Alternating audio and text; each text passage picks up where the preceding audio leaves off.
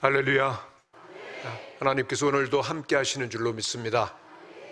하나님께서 하늘의 문을 여시고 은혜 주시고 말씀 허락하여 주시기를 간절히 바랍니다. 함께 기도하시겠습니다. 거룩하신 아버지 하나님, 주님께서 부흥사경의 둘째 날 은혜를 사모함으로 주님 앞에 나오게 하여 주시니 감사합니다. 사모하는 심령으로 외면하지 않은 주님께서 영광 중에 이 자리에 임하여 주시고 오늘 저희들에게 성령을 기름 부어 주시옵시고 주의 말씀을 들려 주시옵소서. 저희들의 영혼이 새 힘을 얻게 하시고 저희들의 마음이 온전케 하여 주시옵시며 또한 강건케 되어지는 놀라운 응답이 있게 하여 주시옵소서. 하나님, 오늘도 주의 은혜를 사모하여 귀한 예물을 올려드리는 성도들이 있습니다. 말씀 은혜 감사드립니다. 범사에 감사를 드립니다. 말씀 사경회를 열게 하여 주셔서 감사드립니다. 말씀 충만, 은혜 충만케 허락하여 주옵소서. 우리 망원교회 창립 55주년 기념상회를 허락하여 주심을 감사드립니다. 범사에 감사를 드립니다. 참으로 말씀 충만, 은혜 충만한 시간 되게 하여 주옵소서. 모든 성도들이 말씀 통하여 큰 은혜를 받게 하시고 육신의 연약함이 깨끗하게 되게 하시오며 또한 치유받게 하여 주옵소서. 믿지 않는 아들들이 구원을 얻게 하여 주옵소서. 말씀 충만, 성령 충만한 시간 되게 하여 주옵소서. 간절한 기도의 제목, 그리고 또한 마음을 담아 주님께 예물을 올려드린 손길들이 있습니다. 귀한 예물 주님 앞에 믿음으로 올려드렸사오니 주님께서 응답하시고 축복하시고 또한 모든 문제가 해결되어지며 다시금 은혜로 믿음으로 새롭게 출발하는 귀한 역사가 있게 하여 주시옵소서. 주님께서 오늘 이 저녁에도 말씀하여 주시고 함께하여 주실 걸 믿사오며 예수님의 이름으로 기도드리옵나이다. 아멘. 우리 옆에 있는 분들과 함께 인사를 나누시겠습니다. 하나님께서 당신을 사랑하십니다.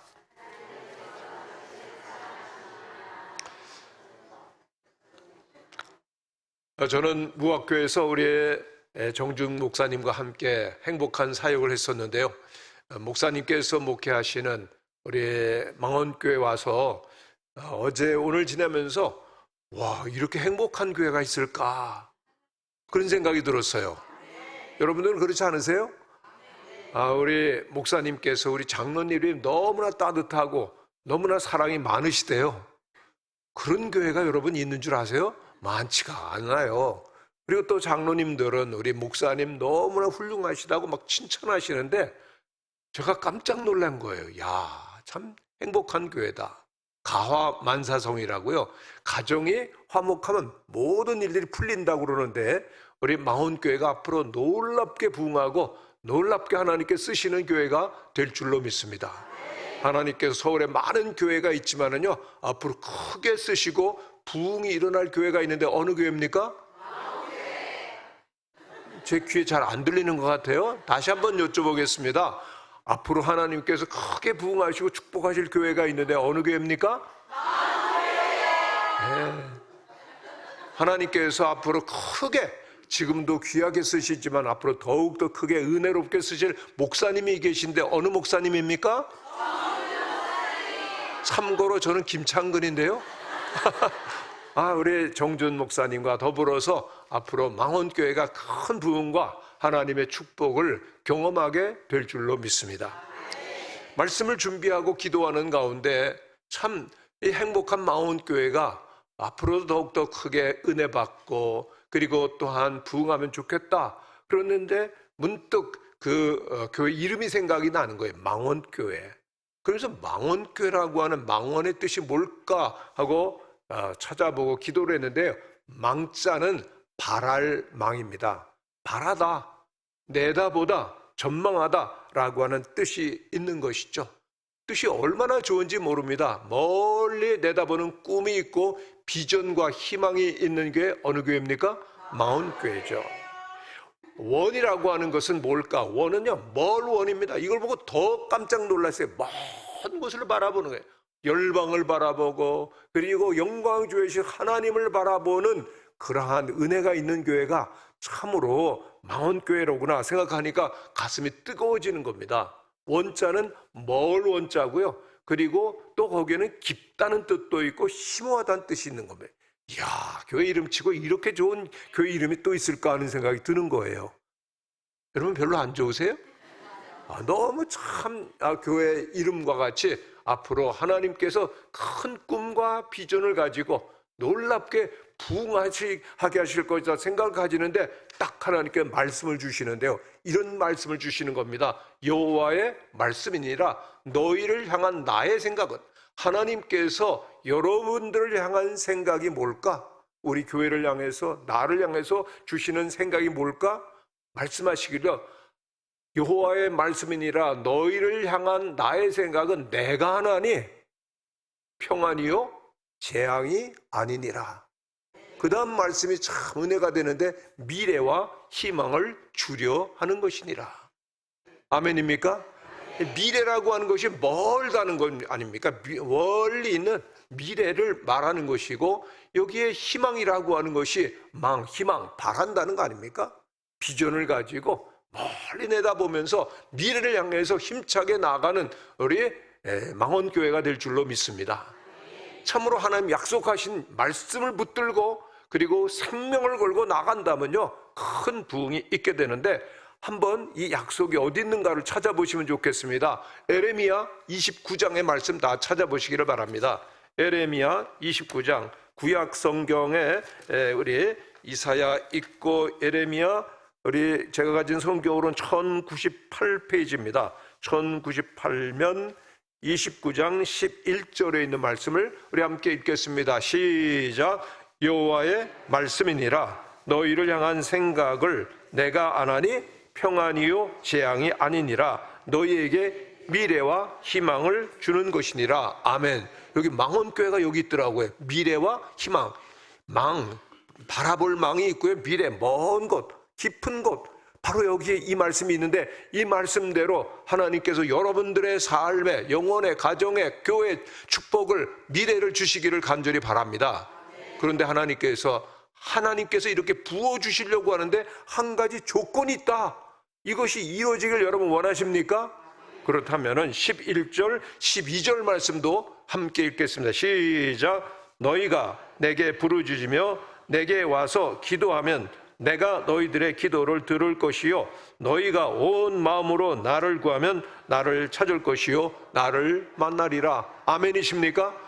하나님께서는 여러분들의 미래와 희망을 주실 줄로 믿습니다. 선한 목자 되시는 하나님께서 여러분들의 교회와 여러분들의 가정과 여러분들의 심령을 축복하여 주셔서 평안을 주시고 미래와 희망을 주실 줄로 믿습니다. 그런데 하나님께서 주시려고 하는데 여러분 받을 그릇이 있어야 되잖아요. 여러분들이 부르짖고 그리고 기도하면 하나님께 너희들의 기도를 내가 들을 것이다. 너희들이 전심으로 나를 구하면 나를 만날 것이고 찾을 것이라고 그랬습니다. 그러므로 여러분들이 교회를 사랑하시고 더욱더 기도하시는 가운데 이 하나님의 위대한 약속이 꼭 이루어지시는 망원교회 그리고 성도들 되시기를 바랍니다. 여러분들이 정말 우리 가정이 잘 되고 내 인생이 잘 풀리기를 원한다. 그럼 여러분 방법이 있는데요. 교회가 잘 돼야 되는 겁니다. 사랑하는 자요, 내 영혼이 잘 된 것 같이 너희가 범사에 잘 되고 강건하기를 원하노라고 말씀하셨잖아요. 영적인 이건 원칙입니다. 원리입니다. 우리의 영혼이 잘 된 것 같이 교회가 은혜롭고 부흥하고 잘 될 때 우리의 심령도 가정도 평안하고요. 모든 일을 하나님께서 아름답게 이루어 주시게 될 줄로 믿습니다. 오늘 말씀 속에서 하나님께서 우리들을 그런데 그러한 그 어려움과 그리고 또한 과정을 잘 통과하는 법을 알려주시기를 원하시는데, 미국인 정신과 의사요 상담가인 스캇 백이라고 하는 박사님이 있습니다. 이 스캇 백 박사님께서 명저를 쓰셨는데요, 아직도 가야 할 길이라고 하는 책을 쓰셨습니다. 여러분 아직도 이 책을 안 읽어보셨는지요? 아직도 가야 할 길, 정말 우리 신앙인들이 꼭 읽으면 많은 도움이 될 수 있는 책인데요, 이 책이 참 많은 분들에게 영적으로 또한 신앙적으로 깊은 그런 도전과 영향을 주었습니다. 그런데 이 책을 시작하면서 스캇 백 박사님은 이렇게 시작하고 있습니다. 인생은 참 힘들다. 한마디 말인데 얼마나 무게감 있게 다가오는지 모릅니다. 여러분, 살아가는 거 힘드시죠? 여러분들 표정 보니까 하나도 안 힘든데요. 그런 표정을 짓는 것 같은데, 그러나 우리들이 실생활에 들어가 보면 얼마나 삶을 살아가는 것이 힘들고 무겁고 그리고 거친 길인지 우리들은 순간순간 경험하는 것이죠. 여러분, 인생이 힘든데요. 이런 힘든 인생 세상을 살아가는데 우리들은 누굽니까? 우리들은 그리스도인 아니에요? 그리스도인으로서 이 세상을 산다는 것, 신앙을 가지고 산다는 것은 좀 더 어렵고 힘든 길인 겁니다. 예수님 뭐라고 말씀하셨어요? 너희들은 넓은 길로 가라 그랬습니까? 좁은 길로 가라 그러셨습니까? 저 어려운 질문 드리셨어요? 좁은 길로 가라고 주님이 말씀하셨어요. 그리고 또 주님께서 말씀하시기를 아무도 나를 따라오려거든 자기 십자가 지고, 자기 부인하고 자기 십자가 지고 나를 따라오라. 좁은 길도 힘든데 십자가를 지고 나를 따라오라고 주님 말씀하시는데, 참으로 이 말씀, 우리가 힘든 여정을 우리들이 걸어가는데 여러분들이 반드시 승리하게 되는 은혜가 있게 되시기를 바랍니다. 오늘 말씀의 배경은 이스라엘 백성들이 400년 동안이나 하나님의 약속된 축복된 백성임에도 불구하고 애굽에서 노예 생활을 하고 있었습니다. 너무나도 고통스럽고 힘들어 저들은 하나님께 부르짖었고 하나님께서 모세를 보내주셔서 저들은 드디어 감격적인 그러한 출애굽의 역사를 경험하게 되어지는 것입니다. 얼마나 감격하고 얼마나 기뻤는지, 10가지 재앙으로 애굽 제국을 심판하시고, 그리고 그들을 가로막고 있었던 홍해를 하나님께서 갈라주셔서 육지와 같이 건넜을 때, 와 할렐루야, 하나님께서 우리와 함께 계시구나, 어떤 저 장벽이든지 우리는 다 뚫고 이제 나갈 거다라고 감격했는데 웬걸요? 저들이 출애굽하고 저들이 가야 할 여정은 40년 동안이나 광야를 통과해야 했던 것이죠. 이 광야라고 하는 것은 오늘 우리들에게도 펼쳐져 있는 여정인 것이죠.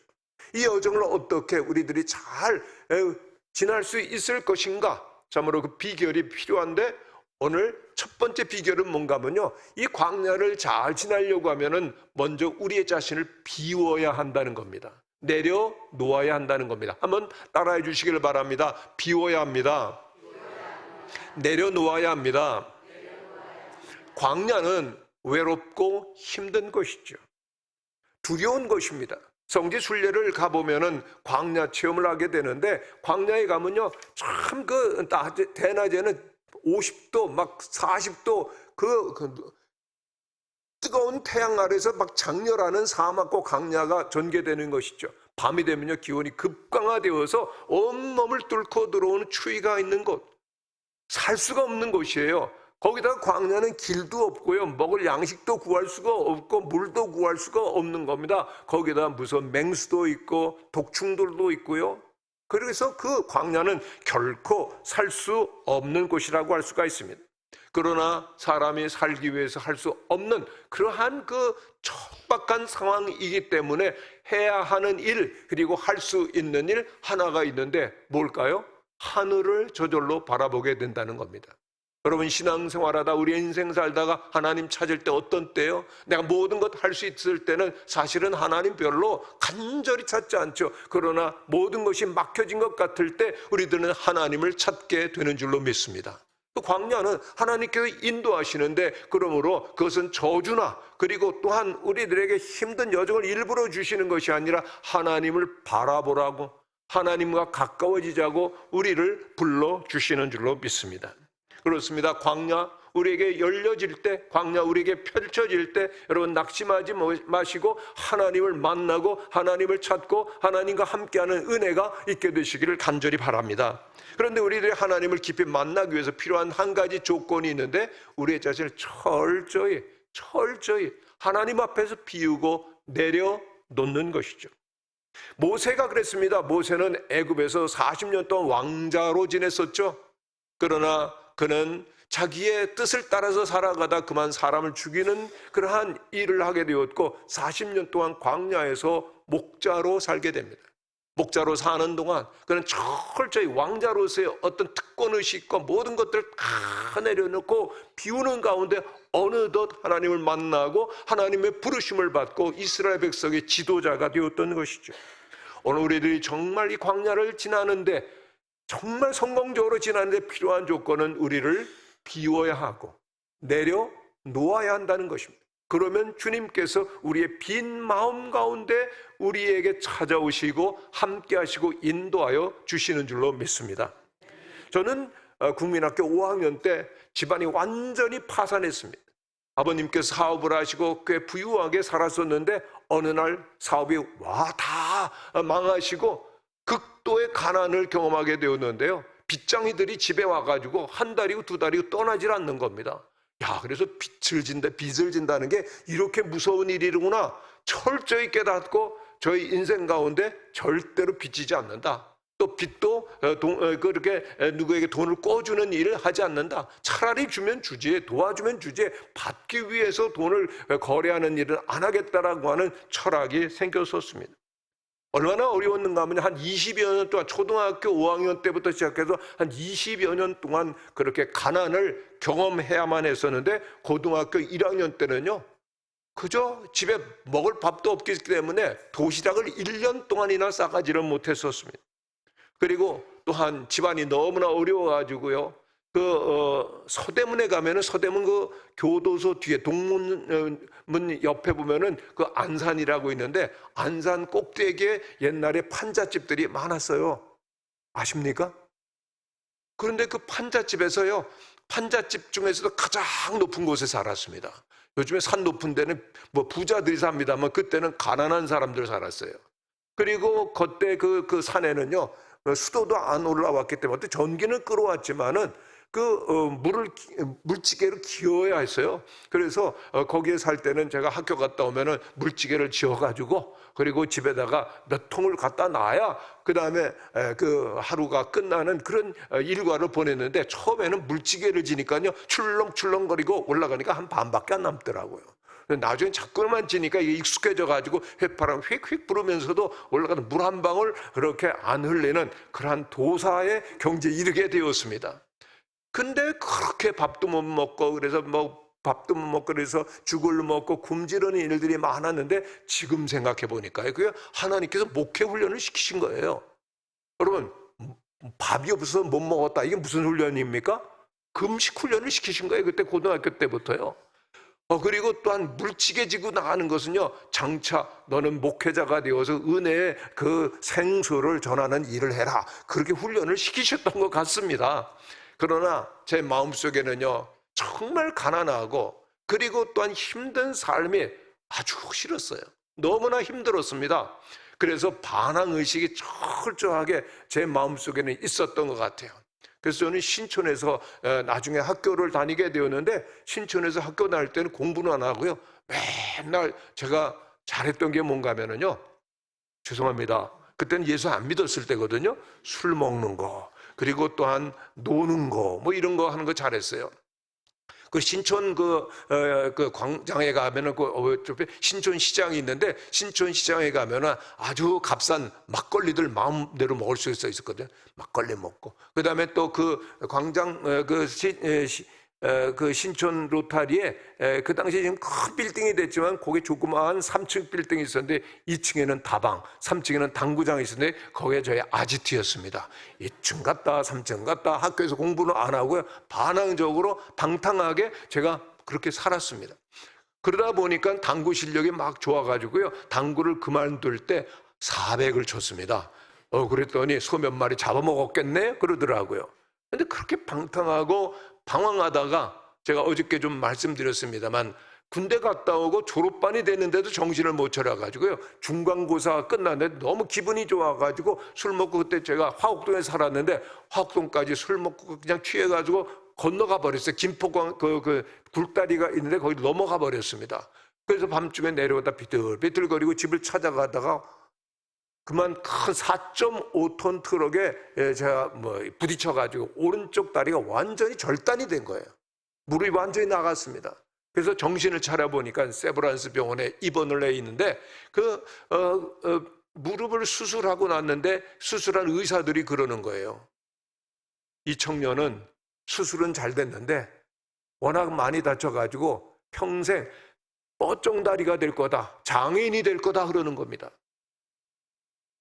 사람들은 참 아까운 청년 평생 불구자로 살겠네? 그런 생각을 하고 그냥 지나갔습니다만 그 이야기를 지나갈 수 없는 분이 있었는데 저희 어머니셨어요.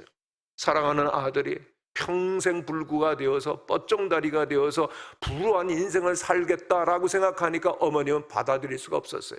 그런데 그때 어머님이 너무나 몸이 약하셨습니다. 늘 집에 들어가 보면 어머니 누워서 뭐 머리를 수건으로 동이고 가슴을 수건으로 동이고 밟아달라, 거의 정말 그 완전 그 연약한 모습으로 늘 누워 계셨는데 아들을 위해서 어머님이 하신 일이 있었는데 그때 화곡동에 있는 개척교회 기도회를 시작하신 겁니다. 새벽에 어머님이 작정하시고 40일을 새벽 기도를 하시는 겁니다. 밤이 되면은요, 이렇게 그 어머님께서 잠을 이루시다가 새벽이 되면 삐걱거리고 그 문이 열리고 그냥 발자국을 힘들게 쭉쭉 끓으면서 새벽 기도를 가던 그 어머니의 모습과 그 음향이 아직도 제 귀에 쟁쟁 남아 있습니다. 그렇게 어머니는 목숨을 걸고 40일을 그렇게 새벽을 깨워 기도하셨는데 40일이 끝나면서 저는 정상이 되어서 걷게 되었습니다. 할렐루야. 하나님께서는 오늘도 눈물의 기도, 부르짖는 기도, 우리들의 간구를 들으시고 응답하시고 역사하시는 하나님이신 줄로 믿습니다. 하나님께 그렇게 그 기도를 들으시고 어머니의 눈물의 기도를 받으시는 그런 모습을 보면서 제 마음이 완악했지만요, 방황했지만은 그러나 주님께로 돌아올 수밖에 없었죠. 그래서 화곡동에 있는 그런 개척교회를 그때가 그 10월 달이었습니다. 10월 달 그렇게 교회를 어머니와 함께 나가기 시작하면서 어머님이 그렇게 생명을 걸고 다니시던 새벽교회 저도 손잡고 나갈 때 어머니 얼마나 기뻐하시던지, 방탕한 탕자가 돌아와서 어머니와 함께 새벽 기도를 하니 어머니 얼마나 좋으셨을까 생각이 드는 겁니다. 그런데 한 3개월 지나다 보니까는요, 제 마음속에 내가 어떻게 인생을 사는 게 마땅할까라는 생각이 들어요. 정말 방황하고 방탕하게 살았는데 방탕하게 사는 사람들의 목적이 뭔가 하면요, 나를 즐겁게 하자, 인생을 부어라 마셔라 행복하다, 그리고 마음대로 사는 거거든요. 그런데 나를 위해서 그렇게 세상 끝까지 방탕하게 산 결과가 뭐냐? 만족이 없는 거예요. 처음에는 늘 행복한 것 같고 즐거운 것 같은데 계속 되어지는 그러한 삶 가운데 공허하기만 하고 텅 빈 마음 가운데 만족은 없는 겁니다. 이게 뭘까? 아, 그렇구나. 나를 위해서, 세상을 위해서 정말 방탕하게 사는 삶에는 의미도 만족도 없네. 근데 그렇게 새벽을 깨우며 기도하다가 생각이 드는 거면 그럼 어떻게 살아야 될까? 나를 위해서 사는 것이 아무런 목적이 없다면 그러면 남을 위해서 살면 어떨까? 그런 생각이 드는 거예요. 말 좀 되는 것 같죠? 그럼 남을 위해서 사는 길은 뭐가 있을까? 신학교 가면 될 것 같더라고요. 그런데 그때 제가 교회를 얼마나 다녔는가 하면 10월달, 11월, 12월 간 겁니다. 3개월 다녔는데요, 신학교 가고 싶은 생각이 들어가지고 어머니한테 저 신학교 갈까요? 그랬더니 너무 좋아하시는 거예요. 그런데 그 당시 교회법으로 지금도 마찬가지입니다만 3개월 교회 다녀가지고 신학교 갈 수 있을까요? 없을까요? 안 돼요. 경기노회에서 이 청년이 신학교를 간다고 하는데 보낼까요? 말까요? 그랬는데 투표를 했는데 찬성이 조금 더 많아가지고 가추천을 받아서 제가 신학교를 갔습니다. 그리고 1년 동안 제가 그 화곡동 신일교회인데 그 교회를 얼마나 열심히 개척교회를 열심히 섬겼는지 몰라요. 그 신학교에 가서 월요일부터 금요일까지는 있고 금요일 되면 이제 토요일 되면은 화곡동에 와서 그 다음에 토요일 되면 교회부터 가는 겁니다. 그래서 화장실 청소하고 뭐 교회 청소하고 막 그때 이제 마치 사찰 집사님처럼 모든 것을 관리하고 모든 것을 돌아보고 주일학교 주일이 되면은 주일학교 뭐 반사로 그리고 모든 일들 다 하는데요. 지금까지 제가 교회 생활을 하면서 제일 행복하고 제일 기억이 남는 순수한 행복을 느꼈던 적이 언젠가 하면요, 바로 그때예요. 아무런 조건도 없이 몸으로 봉사한다는 것, 여러분들 경험하실 것 같아요. 얼마나 하나님께서 은혜를 주시는지요. 그래서 1년을 제가 그렇게 그 개척교회를 섬겼는데 2학년이 신학교 2학년이 되려니까 친구 그런 전도사님들이 한번 만나자 그러더라고요. 김전도사님. 신학교 가면 전도사님이라고 그러거든요. 전도사님 그렇게 개척교회에서 봉사하는 거 좋지만 앞으로 교회 지도자가 되려고 하면은 좀 큰 교회에서 교육도 받고 훈련도 받아야 됩니다. 그러더라고요. 그럼 말 되죠? 그런 거 같죠? 아, 그래? 안 그래요? 그래서, 그래. 그래서 제가, 규모가 있는 교회로 가기 위해서 답심리에 성덕교회라고 있습니다. 그 성덕교회 중고등부 학생들이 그때 100명 있었어요. 그때 뭐 중고등학생도 굉장히 많을 때인데요. 갔는데 그 전임 전도사님이 얼마나 사랑이 많고 믿음이 좋은지 애들을 잘 믿음으로 잘 양육하셨어요. 갔더니 전도사님 그럼 너무 잘 따른 거예요. 그리고 이제 중고등부 학생들을 지도하는데 설교는 제가 열심히 준비하고 또 토요일 날 성경 공부가 있었습니다. 열심히 제 나름대로 준비를 했는데 어느 날부터 우리 이 중고등학생들이 제가 성경을 가르쳐 주기 시작하면 빙글빙글 웃는 겁니다. 그래서 내가 성경 공부를 그렇게 잘 가르치나? 얘들이 그렇게 좋아하네? 그렇게 생각을 했는데 아무래도 좀 이상해요. 그래가지고 어느 날 그 착한 학생에게 물어봤어요. 얘야, 너 왜 이렇게 내가 성경 공부를 가르쳐주면 웃냐? 그랬더니 얘가 비시식 웃으면서 하는 얘기가 전도사님은 아는 게 별로 없어요. 그러는 거예요.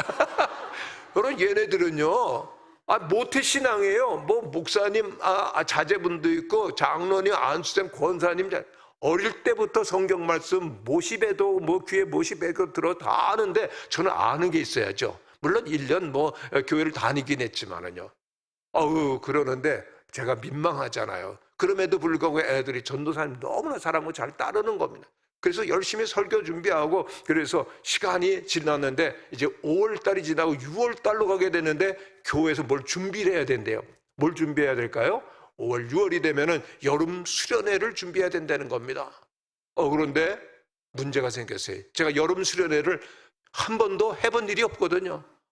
여름 수련회가 보통 일이 아닙니다. 그 학생들을 조직하고 선생님들을 조직하고 또한 그 커리큘럼을 만들고 모든 계획을 하는데 아무것도 못 하겠는 거예요. 그래가지고 이거 어떡하지? 마치 벽을 더듬는 것 같은 그러한 상황 속에 된 거예요. 너무나 문제가 크니까 이게 해결이 안 되니까 이게 머리가 아프고 몸이 아프기 시작하는데 이거는 견딜 수가 없어요. 그래서 어느 날 목사님을 찾아갔습니다. 목사님, 제가요 몸이 아파가지고 전도사를 못하겠어요.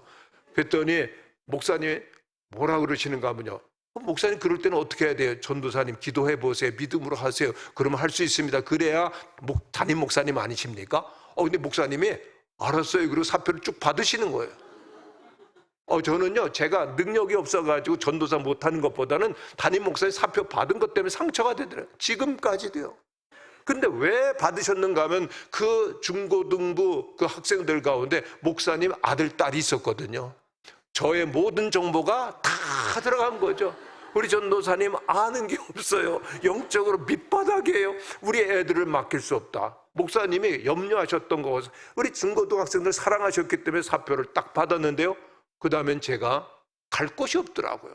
그리고 마음에 나는 패배자, 나는 루저, 나는 할 수 있는 게 아무것도 없어. 그래가지고 나 어떡하지? 그러다가 나 공부나 해야지, 유학 가야지. 그래가지고 남산 도서관에 그 여름에 다니면서 영어책 보고 공부는 했죠. 그런데 그게 제 마음속에 지금까지도 굉장히 큰 아픔으로 그렇게 다가오는데, 그러다 시간이 흘러가지고 신학교를 어느덧 졸업하게 됐습니다. 그런데 그때 그 신학교에 제가 같이 갈 때 저처럼 갑자기 이렇게 은혜 받고 신학교 오는 사람들을 뭐라 그러는가 하면요, 돌탕 전도사님 그러죠. 돌탕이 뭔지 아시죠? 돌아온 탕자 전도사님 7명이 있었습니다. 아주 괴짜들 많았는데요, 별 화려한 이력들을 가지고 있는데 그래도 우리가 늦게 들어왔지만 뜨거운 열심을 가지고 세계를 복음하자 꿈은 커가지고요, 막 기도하고 막 은사 받고 막 그랬거든요. 그랬는데 그렇게 해도 신학교로 졸업하는데 이게 영적 지도자로 훈련이 안 됐다 생각이 드는 겁니다. 그래서 우리가 졸업하기 전에 우리들이 기도하자, 금식하면서 기도하자. 그리고 거제도에 있는 금식기도원에 가서 기도를 시작하는데 예수님은 40일을 금식 기도하셨다고 그러는데 우리들이 어떻게 40일 하느냐? 우리는 39일만 하자. 그리고 39일 우리들이 목표를 정하고 그렇게 금식 기도를 시작하는데 중간에 5명은 다 기권하고 다 돌아가 버렸습니다. 그런데 그때 지금 그 미주 장로회 그 미주 장신의 그 총회장을 지낸 김인식 목사님이라고 있는데, 웨스트힐 장로교 이제 원로 목사님이죠. 그 목사님하고 저하고 남아서 마지막까지 금식을 하게 된 겁니다. 그런데 이 친구는 고대 정치가를 나왔어요. 그래가지고 세계를 이 복음으로 내가 큰 지도자가 되겠다라고 하는 꿈을 가지고 얼마나 열심히 기도하는지요. 막 이 전도사님은 막 기도하면은 막 몸이 붕붕 뜨는 것도 경험하고, 영적 체험, 막 은사, 뭐 이런 것들을 불 받고 막 이러는 겁니다. 그런데 저는 뭘 위해서 기도해야 될지 모르는 거예요. 그래도 신학교를 다닌 것이 있는데, 신학교에서 들은 것이 있는데, 우리 기독교에서 가장 중요한 건 뭐냐? 첫 번째, 겸손. 두 번째, 제일 중요한 게 뭐냐? 겸손. 세 번째, 제일 중요한 게 뭐냐? 겸손이 되는 겁니다. 그래서 이왕 구할 바에는 큰 거 구하자. 그리고선 주님, 저는 겸손을 주옵소서. 그렇게 기도를 했는데 39일을 금식을 했는데도 하나님께서 아무런 응답을 안 주시는 거예요. 그런데 지금 생각해 보면요, 너는 평생 겸손해야 된다 하는 응답을 주시는 것 같아요. 겸손하지 않으면 넌 나의 종이 될 수 없다라고 하는 응답을 주신 것 같아요. 그리고 저에게 하나님께 구체적으로 주신 응답이 제 아내입니다. 제 아내가 저를 많이 사랑하고 저에게 잘 해주지만은요, 제가 좀 껐떡대는 것 같고 좀 교만해지려고 하는 것 같으면요, 무섭게 저를 책망하고 무섭게 저를 깎아내리는 일을 아내가 지금도 충실하게 하고 있습니다. 그래서 늘 아내 눈치를 보는 거예요. 그래서 늘 낮춰서 낮아지고 또 낮아지고 비워지도록 하나님께서 정말 천사를 보내주셨습니다. 저는 정말 청교도들을 정말 좋아합니다. 청교도들은 철저한 믿음과 그리고 하나님 앞에서의 그런 신앙을 온전히 지키는 청교도들인데, 이 청교도들이 만나면, 이 청교도들은 하나님 한 분 앞에서 사는 사람들이라고는 의식을 가지고 있는데, 청교도들이 만나면은 이런 인사를 했습니다. 두려워하지 맙시다. 하나님은 전능하십니다. 아멘이십니까? 한번 따라 하시기를 바랍니다. 두려워하지 맙시다. 하나님은 전능하십니다. 겸손해야 합니다. 우리는 전적으로 무능합니다.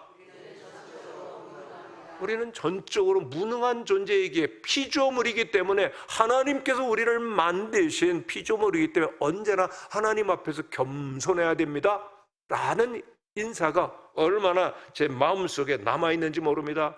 늘 믿음의 생활하는 가운데 하나님과 함께 이 광야길을 지나기를 원하신다면 마음을 비우시고 겸손하고 내려놓는 은혜가 계속될 수 있기를 간절히 바랍니다. 두 번째로, 이 광야를 통과하기 위해서, 광야는 정말 하나님의 은총이 가득한 그것임을 우리들이 알아야 되는데, 하나님께서는 광야를 지나는 빈 마음을 가지고 겸손한 심령을 향해서 주님의 음성을 들려주시는 줄로 믿습니다. 한번 따라 하시기를 바랍니다. 들려주십니다. 하나님의 음성을 들려주시고 말씀하시는 곳, 외롭고 거칠고 험한 인생 사는 우리들인 것 같지만 주님은 오늘도 말씀하여 주시는 줄로 믿습니다. 이스라엘 백성들을 이끄는 그 지도자 모세는 40년 동안 광야 생활하지 않았습니까? 그의 마음이 낮아지고 또 낮아지고, 왕자로 지냈던 화려한 신의 시간은 지나가고 그저 날마다 그 외로이 지나가는 바람 소리, 그리고 또한 양떼들의 그 우는 소리들만 듣고서 지나는데, 어느 날 40년이 됐는데 하나님 부르신, 모세야, 모세야, 너는 나를 대신해서 애굽 땅에서 고생하고 있는 내 백성을 구원해내라. 그랬을 때 모세가 옛날 같으면 아멘 그리고 간다고 그랬을 거예요. 근데 마음이 얼마나 남아졌네. 하나님, 제가 누구길래 제가 그 애굽의 바로에게라고 내 백성을, 하나님의 백성을 끌어내려고 하십니까? 그랬더니요, 하나님께서 대답을 하시는데 하나님은 종종 동문서답을 하시는 것 같을 때가 많습니다. 제가 누구기에 제가 바로에게라고 백성들을 인도하여 내겠습니까? 그때 하나님 뭐라 그러시는가 하면요, 내가 너와 함께 있겠다. 아멘이십니까? 아니, 전능하신 하나님께서 함께 하신다면 내가 얼마나 약하고 부족한 게 뭐가 되겠어요? 정말 너는 나의 종이다, 너의 하나님은 바로 나다라고 하는 주님의 응답을 받고서 모세는 그 길을 걸어갔던 거거든요. 여러분, 이번 집회를 통해서 하나님의 음성을 듣게 되시기를 바랍니다. 내가 너와 함께 하리라. 아멘이십니까? 그럼 됐죠. 온 우주 만물을 지으시고 우리를 구원하시고 독생자 예수 그리스도를 보내주신 그 하나님께서 나와 함께 계시다라고 하는 사실을 알게 되어질 때 우리들은 나는 하나님의 백성인 것을 알게 되는 거죠. 그리고 하나님의 말씀을 따라가게 되어질 때 우리는 광야길도 능히 지나게 되는 줄로 믿습니다. 이 광야는 하나님을 만나는 곳, 그리고 하나님의 음성을 듣는 곳이 되는 것이죠. 저는 그 신학교를 졸업한 다음에 그 서울 천성교회라고 우리 무학교에 가까운 곳에서 1년 동안을 전임 전도사로 사역을 했는데, 그때 제가 그 인천제일교회를 다니던 저의 아내와 결혼을 하게 되었습니다. 그런데 그 교회 인천제일교회는 인천에서 제일 크다, 제일 앞선 교회다 그래가지고 인천제일교회가 아니겠습니까? 근데 인천제일교회 목사님께서 저더러 전임 교육자가 되달라는 겁니다. 여러분들은 별로 대단하게 안 느끼시는 것 같아요. 저 얼마나 좋았겠어요. 인천제일교회에서 나를 교육자로 모시려고 그러는데, 그래서 저를 부른 것이 아니라 저희 아내가 음악도 좋아하고 청소년들도 좋아하고 성가대도 지휘하고 그래가지고요, 그 청소년들 지도를 정말 잘했어요. 교회에서는 없어서는 안 될 그러한 그 일꾼이었거든요. 그러니까 그 일꾼을 놓치지 않기 위해서 1+1으로 저를 그냥 데려가려고 그렇게 부른 겁니다. 그러면서 뭐라고 그러시는가 하면요, 연말 되면은 한번 교회 가서 인사만 해야 되는 겁니다, 나한테. 그래서 연말에 갔죠. 소고기 한 근사 가지고 갔어요. 그때는 뭐 소고기가 인사였습니다. 그랬더니 청천벽력과 같은 얘기를 하시는 겁니다. 전도사님, 당회에서 부결이 됐습니다. 그러니까는요, 그때 아내랑 갔는데 아내가 눈물을 흘리면서 친정집이 거기 있는데도요, 친정집도 안 들르고 그냥 전철 타고 내내 울면서 서울 왔던 생각이 지금도 나는 겁니다. 근데 왜 그랬는가 나중에 알고 보니까 그 인천제일교회 저를 아는 교육자가 있었는데 저의 모든 밑바닥을 다 전해준 겁니다. 인천제일교회 같은 이런 대단한 교회 김창근 전도사는 영적으로 도무지 자격이 안 됩니다. 안 됩니다. 우리 정확한 정보에 의해서 제가 당에서 부결이 돼버린 겁니다. 그러니 제가 얼마나 낙심이 됐겠습니까? 얼마나 제가 마음이 쓰라리겠습니까? 아내의 눈에서 눈물을 콕콕 쏟는 참 무력한 사람 아닙니까? 그래도 이제는 어디 교회에는 가서 사역을 해야 되는데 이미 다 날짜는 지나가지고 사역할 교회가 없는 겁니다. 그래서 그때는 신학교가 왔어요. 신학교에 갔더니 그 게시판에 붙어 있는데 제주 영락교에 있는 겁니다. 그래서 제주 영락교에 전화를 걸었죠. 그랬더니 교육자들이 너무 왔다간 자주 가고 그 척박한 섬이니까는요, 여기 와서 3년 있을 생각이면은 오래는 겁니다. 그래서 아내하고 의논했더니 가자는 거예요. 또 장인어른께 의논했더니 다 서울에만 있으려고 하면 어떡하냐? 가라. 그래서 허락을 받고 제주도로 가게 되는데, 그때 그 여러 가지 형편상 카페리를 타고 이제 제주도를 가는데 풍랑이라 가지고 막 파도를 치는데 아내는 임신해가 배가 이렇게 불렀고 저는 그 옆에 있는데요, 처량하더라고요.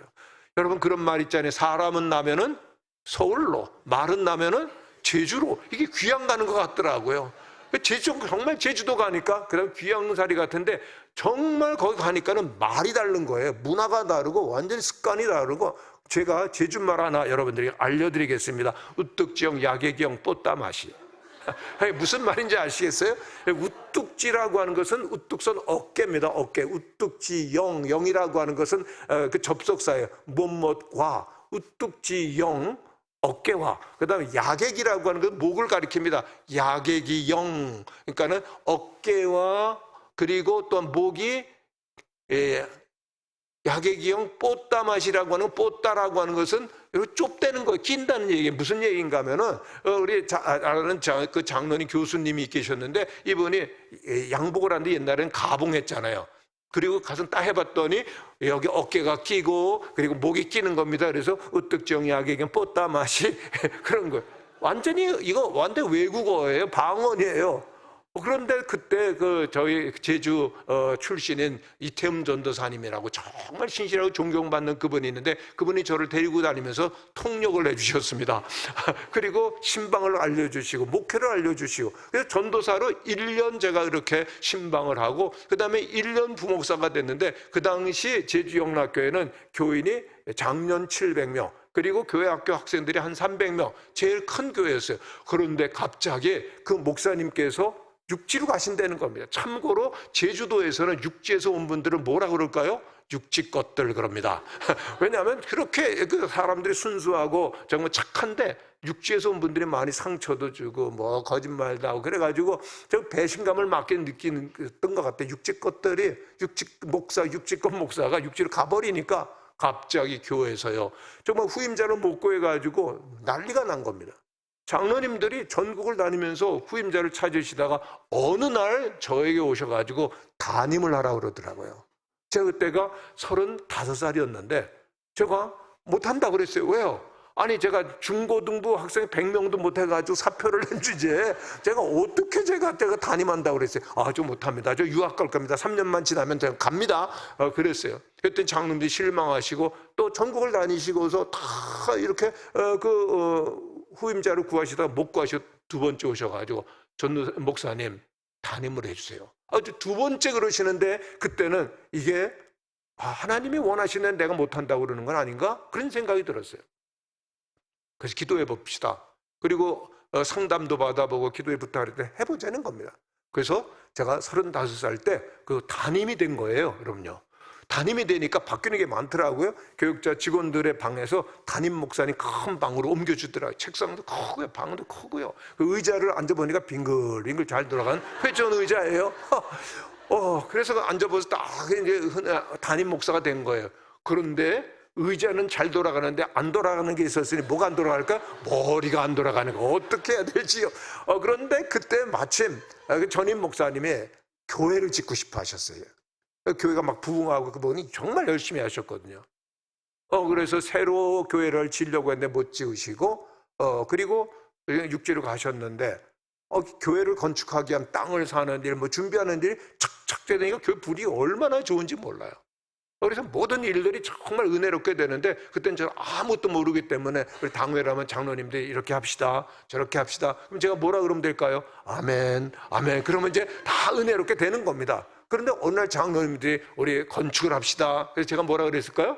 아멘 그래야죠. 그런데 또 그분의 한 분 장로님이 꿈이 대단하신 겁니다. 이왕 건축하려면 한강 이남에서 제일 큰 교회를 집시다 그러는 거예요. 그래서 제가 뭐라 그랬을까요? 아무것도 모르고 아멘 그러는 거예요. 그리고 정말 제주 동쪽에 있는 제일 높은 언덕에 교회를 짓는데 1270평 그 도살장 땅에다가 교회를 짓는데, 한강 이남에서 제일 크게 져야 되니까 2500석 교회를 지게 된 거예요. 그러면 어마어마한 공사가 시작이 됐는데, 그때 마침 서울 영락교회 목사님, 서울 영락교회가 피난민 그 시절 6.25 때 대구 영락교회를 개척하고 부산 영락교회를 개척하고 제주 영락교회를 개척했기 때문에 이런 그 자매결연 같은 관계였어요. 어느 날 그 영락교회 박조준 목사님이 오셔서 건축 현장을 보시더니 장로님들이, 건축 현장 장로님들이 이렇게 빈 시간에 제 귀에다 대고 그러시더라고요. 목사 죽이려고 이렇게 크게 줘? 그러는 거예요. 그런데 제가 그렇게 선배 목사님이 큰 일이 이루어지는 거 보고 격려하고 좋아하시기보다는 시샘을 하시나 그랬는데, 여러분 한번 따라하시기를 바랍니다. 선배님 말씀은 언제나 진리입니다. 그게 제가 진리라는 걸 언제 깨달은가 하면요, 딱 교회 건축도 하고 입당을 하는데요, 장로님 뭐라고 그러시는가 하면 그래도 우리 1부, 2부 예배는 드려야 됩니다 그러는 거예요. 근데 작년이 그때 몇 명이라고 그랬죠? 700명이라고 그랬잖아요. 1부, 2부로 나누고 나니까 딱 단에 서니까 성도들은 안 보이고 빈자리만 보이는 거예요. 그러면서 제가 딱 깨달음이 왔어요. 와, 이래서 우리 선배님들이 큰 일을 하거나 건축하고 어려움이 생겨서 교회를 옮기기도 하고 힘들어지는 건 제 일이 된 거예요. 어떡하지? 해결이 안 돼. 방법이 없는 겁니다. 그래서 이거 어떡하지? 그래서 아내와 의논했습니다. 이거 보통 일이 아닌데 이거 기도해야 되겠다. 그러면서 지금은 정말 40일을 금식해야 되겠다 그랬더니 아내가 철회하면 안 되겠냐? 철회는 잘 안 될 것 같아. 당회를 하고 그래서 이렇게 40일 금식을 하는데 그 제주 영락교회 새로 진 제방에서 금식을 하는데 그를 떠날 성랑이 아니었어요. 그래서 제가 새벽 기도 인도하고 그래서 배달 성경 공부를 하고 있었는데 30일까지 성경 공부를 하고 그리고 주일이면은 그렇게 그 예배를 설교를 하고 그렇게 지나는데 25일째 문제가 생겼어요. 그 제 방에서 자면서 그렇게 기도를 하는데 몸이 너무 약해지니까 그 하수구에서는 악취를 견디지 못하고 밤에 다 토하는데 얼마나 심하게 토하는지 나중에 푸른 물이 나오기까지 토하는데 이대로 있다면 죽을 것 같은 거예요. 그래서 그 밤에 짐을 싸가지고 집에 들어가서 왔다 갔다 하면서 그렇게 철야를 그렇게 이제 금식을 하는데 마지막 30일이 넘어가니까 온몸을 칼로 치는 것 같고 막 죽을 것 같더라고요. 근데 참 감격스러웠던 것은 아무것도 모르는 이 젊은 목사가 금식한다니까요. 권사님들이요. 짝을 지어 주셔가지고 그냥 같이 금식하신 거예요. 그리고 그 당시 새벽 기도회가 그 주택가로부터 멀어서 기도가 안 되는데 막 새벽을 깨우는 일들이 막 일어나가지고 그 새벽 기도 드리는 장소 꽉꽉 차고 뜨거운 기도가 이루어지니까 그 기도의 힘으로 제가 금식을 계속해 나갈 수가 있었던 겁니다. 나중에는요. 한번 토하고 나서는 계속 강대상에 이제 새벽 기도에 말씀을 전하려고 서면은 막 이 아래 있으면 막 토하려고 그러는 겁니다. 그래서 딱 이상한 것은 딱 말씀을 전하기 위해서 강대상에 서면은 딱 토하던 것이 끊어지는 거예요. 경험한 것. 그리고 어디서 힘이 났는지 강하게 말씀을 전하는데 그때 경험한 것은 야, 이 강대상은 보통 장소가 아니다. 하나님이 붙들어 주시고 하나님이 말씀하게 하시는 곳인 줄로 믿습니다. 그렇게 참 하나님께서 계속해서 기도를 하게 하시는데 40일 금식을 끝냈어요. 그 하나님께서 젊은 목사가 40일을 금식하고 그렇게 기도했으면 뭐래도 응답을 하셔야 되겠죠? 음성을 들려주시거나 은사를 주시거나 능력을 주시거나 표징을 주시거나 불을 내려주셔야 하는데 저는 아무것도 없는 거예요. 너무 썰렁하더라고요. 하나님 이러실 수가 있으세요. 근데 그때 마침 미국의 덴버라고 하는 교회에서 청빙이 온 겁니다. 김 목사 얘기 듣으니까 공부하고 싶어하고 목회도 하고 싶어하는데 여기 교회를 잘 짓고 그리고 덴버에 좋은 신학교도 있으면 오래는 겁니다. 할렐루야 여기다 보다. 그러고서 이제 거기 가기 위해서 준비를 하려고 했는데 그때 그 부흥회가 있었습니다. 그리고 그 부흥회가 은혜 가운데 3일 동안 하고 제주도에서는요 부흥 강사님이 떠나실 수가 없으니까 마지막 그 다음날 떠나시기 아침에 새벽까지 인도를 하시고 떠나는 거예요. 마지막 떠나시기 전에 말씀을 전하시는 얼마나 은혜가 되는지요.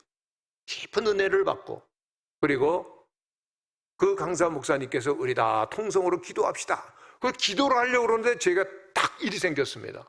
갑자기 어디선가 깊이 제가 빠져들어가는 거예요. 한없이 빠져들어갔더니 갑자기 딱 터져나오는데 통곡이 터져나온 거예요. 저는 태어나서 그렇게 소리를 내서 막 울어본 적이 없습니다. 한 30분 이상을 계속해서 막 떠나가라고 울었어요. 그때 제 아내가 그 기도하는 자리에 있었는데 어떤 청년이 하도 울어가지고 눈 떠보니까 자기 남편이 울고 있더라는 거예요. 근데 30분 울고 나니까 딱 통곡이 끝쳐요. 그러니까는 할 일이 있어야지. 그래서 성경 찬송 앞에 있는 거 들고 한 5분 걸어서 저희 사택이 있는 집에 사택을 가는데 가는 도중에 제게 일이 생겼습니다. 요한복음에 있는 말씀을 보면 나를 믿는 자는 그 배에서 생수의 강이 터져나리라. 할렐루야. 근데 그 말씀처럼 저의 마음속에서 갑자기 하나님의 임재하심과 하나님의 평안과 기쁨이 막 솟아나오는데 견딜 수가 없는 거예요. 그 집에 들어가서 찬송을 틀어놓고 너무 찬송가에 맞춰서 막 춤을 추면서 하나님을 찬양하는데 젊은 목사의 마음속에 그렇게 하나님의 임재와 기쁨이 일어나니까 전 교회 예배가 살아나고요. 막 부흥이 일어나는데 하나님 꿈을 주시더라고요. 세계는 제주는 세계로 우리 제주를 복음화하고 열방을 재복음화하자 막 꿈이 있어가지고 막 부흥 운동을 하게 되었습니다. 하나님께서 함께 하실 때 우리들이 상상하지 못하던 놀라운 희망과 미래가 펼쳐지게 될 줄로 믿습니다.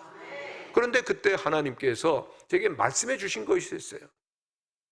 그때 하나님께서 두 가지 말씀을 해주신데 첫 번째는 김 목사야 목회는 내가 하지 네가 하냐 그러시더라고요. 여러분 교회 주인은 누구십니까? 하나님이시죠.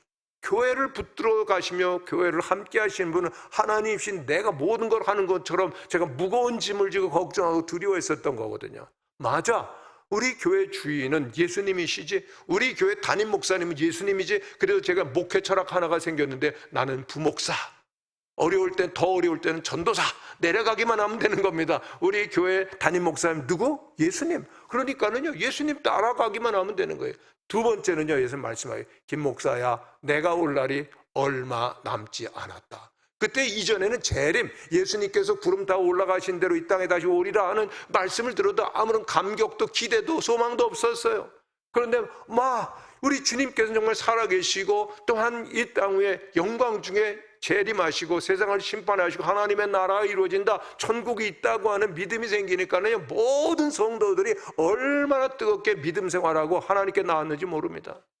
주님 오실 날이 매우 가깝습니다. 할렐루야. 내일 주님이 오신다 할지라도 주님 맞이할 수 있는 거룩한 성도들, 깨어있는 성도들 되시기를 바랍니다. 근데 제가요, 한 번은 그 원주에 있는 어느 기도원에서 말씀을 전하다가 금식한 간증을 했거든요. 그리고 끝나서 이제 거기에 있는 그 목사님들과 함께 식사를 가는데, 그 자리에서 그 봉고를 타고 갔는데, 봉고 뒤에 있었던 한 분이, 목사님, 저요 선교지에서 선교하는 선교사인데 저도요 40일 금식했는데요, 그러더라고요. 그래요? 너무 반갑잖아요. 그래서 하나님 뭐라고 응답하셨어요? 그랬더니 하나님께서 그러시더랍니다. 종아, 다음부터는 먹으면서 기도해라, 그러시더래요. 제가 또 깨달았어요. 금식, 저는요 워낙 아무것도 아는 것 없고 준비가 안 돼서 하나님께서 인텐시브로 그냥 단기 훈련을 시키신 것이지만은, 정말 필요한 것은 매일매일 하나님의 말씀을 듣고 묵상하며 기도하며 주님과 동행하는 것인 줄로 믿습니다. 오늘도 말씀하시는 주님의 음성 듣고 우리 사랑하시는 정준 목사님, 우리 교회를 통해서 주시는 하나님의 말씀으로 승리하게 되시기를 간절히 축원합니다. 한 가지 더 말씀드리면요, 광야를 통과할 때 하나님께서 우리의 모든 것들을 다 공급하여 주심을 믿으시기를 바랍니다.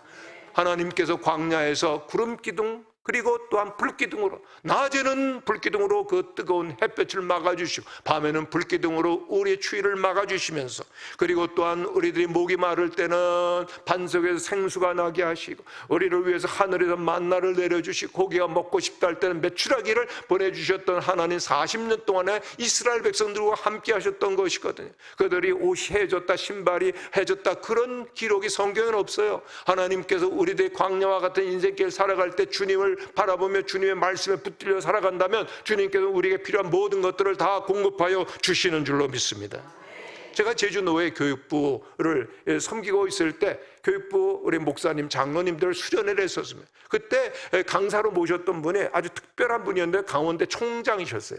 근데 강원대 총장이시면서 목사님이셨습니다. 그분이 오셔서 간증을 해주셨는데, 이분이 80년대 초에 소위 그 현실 그런 문제에 깊은 그런 의식을 가지고, 그리고 또한 그 신앙의 이름을 빌어서 사회를 개혁해 보겠다고 한 진보적인 생각을 가지고 있으셨어요. 그러다 그때 해직이 되셨는데, 갑자기 그 애는 영하 20도 막 가까이 막 기온이 떨어지는데 기관원들이 감시를 하고 돈은 없고 연료도 떨어져 가지고 방이 막 냉골이 됐는데, 어린 딸이 그 위를 걸어다니다가 손과 발이 완전히 동상이 걸려 가지고 고통스러워하고 먹을 것 없어 금식하는데요, 얼마나 힘이 들었는지 모릅니다. 그런데 어느 날 친구가 쌀 한 가마니 고기를 가지고 왔는데 너무나 감격스럽대요. 쌀 한 가마니, 그 고기 때문에 감격이 된 것이 아니라 하나님이 우리의 처지를 아시고 기도에 응답하시는구나. 그래서 감격해서 눈물을 흘렸는데, 얼마에 또 친구들이 전화를 걸어서 나오라. 그래서 나갔더니 음식을 사주면서 너무 몰랐다. 왜 연락 안 했니? 그러면서 그 음식 사주고 돈 30만 원 중에 큰 돈이었습니다.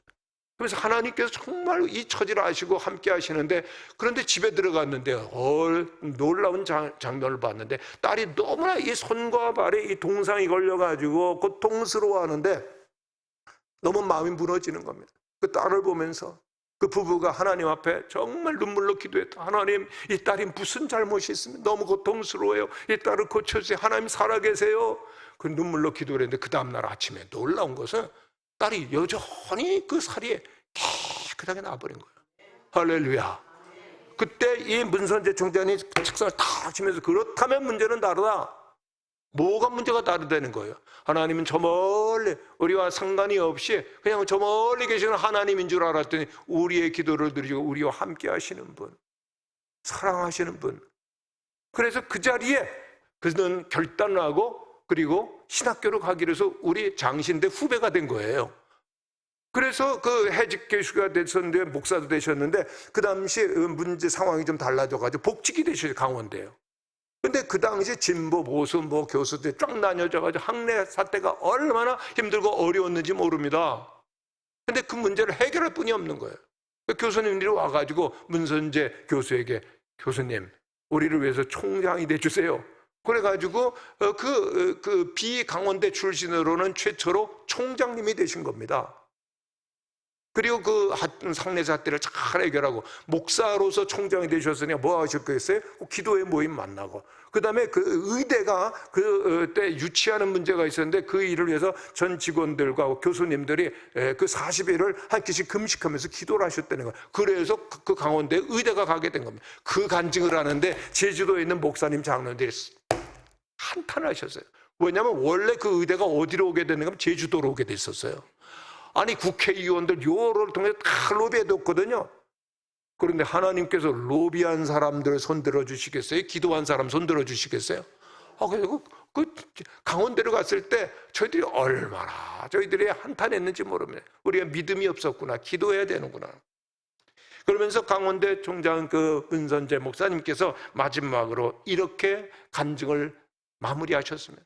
저의 해직 기간은 정말 저희가 새로워지는 시간이었습니다.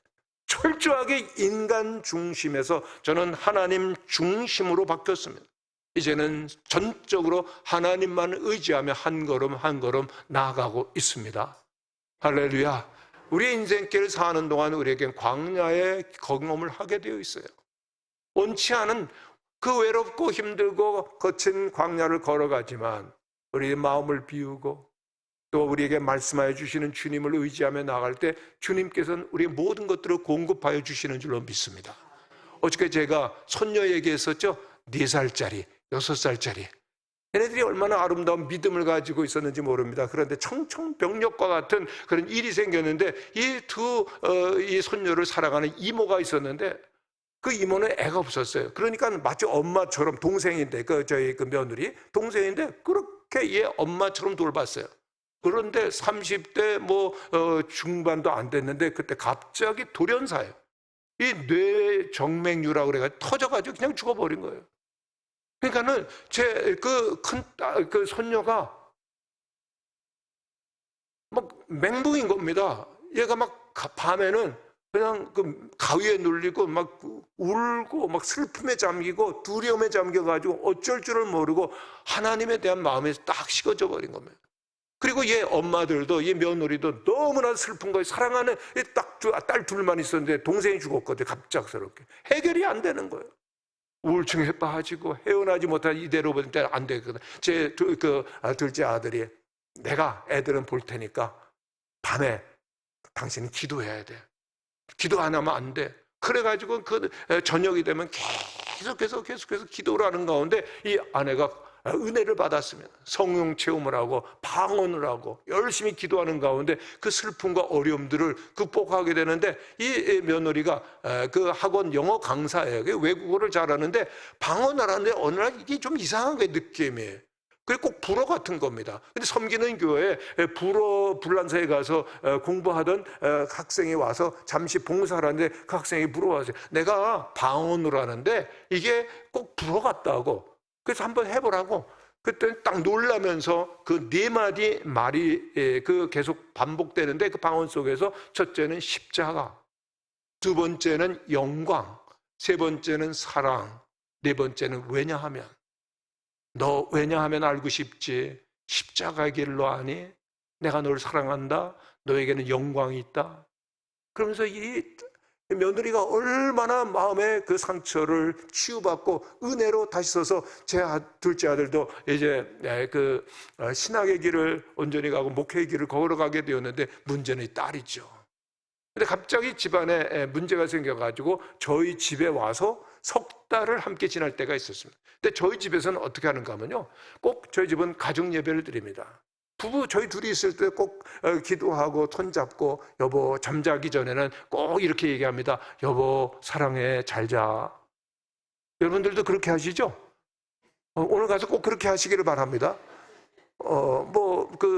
아내 되시는 멀리 떠나시면 전화를 하면 되잖아요. 여보 사랑해, 잘 자. 그러고 하는 거예요. 여러분 한번 따라해 주세요. 여보 사랑해, 잘 자.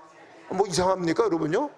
매일매일 그 집안에서 하면 얼마나 가정이 행복한지요. 저희 가정 꼭 예배 드리고 찬송 부르고 기도 짧게 하고 그날 하루 있었던 얘기하고, 그리고 안아주는 겁니다. 손녀들도 사랑해, 잘 자. 그러면 꼭 이렇게 안기는 거예요. 그 석 달이 다 끝나갈 때였습니다. 근데 이 큰아이가 그 마음이 하나님께 섭섭하고 다쳐가지고 기도를 안 했어요. 그 다 돌아가면서 늘 기도했거든요. 기도를 하는데 이 석 달이 끝나가려고 하는 날, 어느 날 그게 기도를 하는데 이 손녀가 오늘은 제가 기도하겠습니다 그러는 거예요. 놀랍잖아요. 그래 기도해 그랬더니 얘가 딱 짧은 기도 이렇게 하는 겁니다. 하나님 제 마음을 이제 돌려드릴게요. 저는 그 기도를 저희 부부와 가족들은 듣고 얼마나 울었는지 몰라요. 하나님 너무 무서운 거예요. 사랑하는 이모를 데려가고 너무나 이런 아픔을 주시는데 어떻게 하나님을 내가 바라볼 수 있는가. 하나님 싫어 막 이런 마음이 있었는데 저희 집에 와서 따뜻하게 그렇게 예배드리고 찬양하고 안아주는 가운데 치유가 된 거거든요. 여러분 상처받은 자녀들 꼭 안아주시기를 바랍니다. 여러분 여기 자녀들인데 엄마 아빠도 꼭 좀 안아주시기를 바랍니다. 엄마 사랑해, 아빠 사랑해 그러죠 여러분요? 제가 어느 그 목사님에게 이런 얘기를 했어요. 자녀들도 꼭 좀 안아주라고, 그 엄마 사모한테. 그래서 큰 아들을 이렇게 안아주려고 그랬더니 왜 그래 왜 그래 이렇게 늘 이거 해봤어야죠 여러분. 집안에서도 꼭 사랑한다고, 가정에서도 우리 장로님들께서는 우리 어린이들 다 축복하시고 또 그러시기를 바랍니다. 무서운 분이 아니라 사랑하는 거죠.